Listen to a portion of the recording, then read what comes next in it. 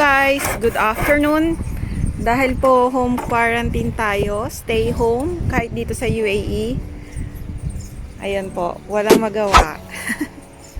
Ang aking mister, si Christian po. Gagawa po siya ng shoe rack using Palochina wood. Palochina ba yan? Yep. Yes. Yung wood po na to is recycled from our bed. We dismantled our old bed. So we created something na magiging useful pa rin po yung mga kahoy, which you can do also at home basta po meron kayong materials. Ang binili lang niya for this one is 1 box of nail size 1.5. This cost only 5 dirham for 1 box. Then the rest we do have our stock.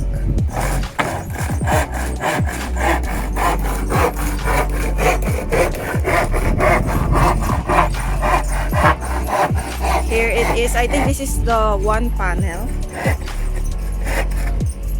One panel for the side of the shoe rack.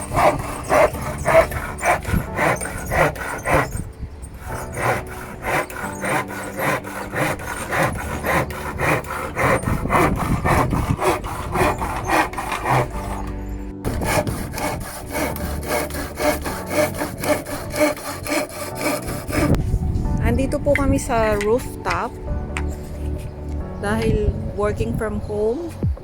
So some spare time po ay gawing useful also. There you go. Word of the day.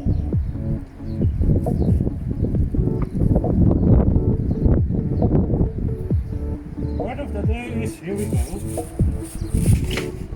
Yan, Sharjah na yung area na yon. Remember, pag mag-alagari kayo ng usually pwede siyang rough edges. So don't forget this. Ah, okay. Para iwas sa lubsob. What is a lubsob? So lubsob is like the tiny particles of wood which would enter your skin if you touch it. Okay. And it's ouchy. And what's the method that you're doing now? I'm making kickle. You know what kickle means? Kickle is like when someone is passing by and you will ask money. Hey, give me $5. That's kickle. So kickle means it's like you're just removing the excess wood so it will be softer. Like you're making it soft.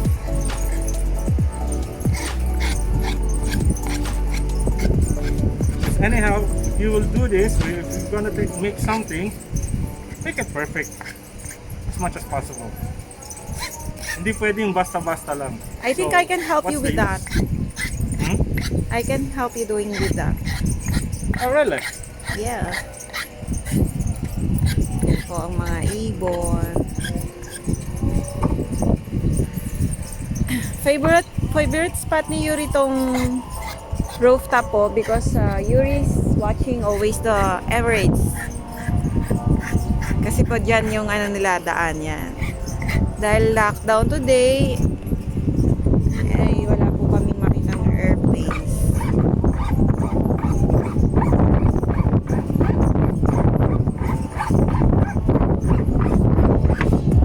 Ilang layers yung plano mo dyan? 4 layers. Meron naman po kaming shoe rack, but dahil po maraming sapatos si Dodo, so we have to make another one. Or else I will throw some of the old shoes. This is for the expansion. I was buying more shoes. It will be another problem.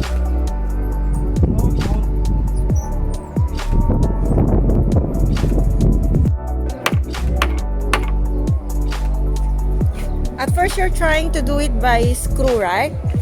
Yeah, but it's hard. Yeah, but he decided to use nails because it will be more easy. And I like to hammer. This course.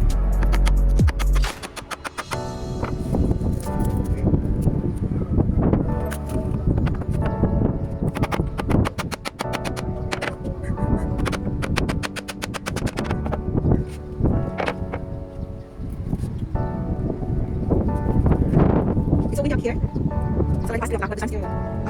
I'm sorry. I didn't tell you up there. It's raining this morning and last night. But now it's sunny, so it's a great time to do something like this one.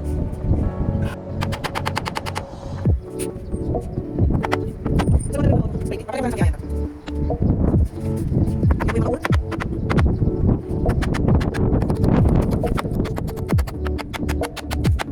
Handyman.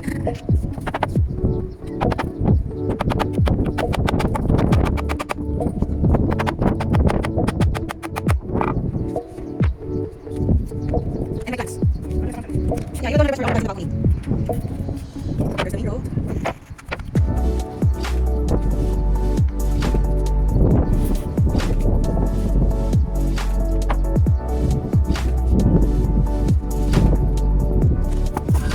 Tapi saling kemana?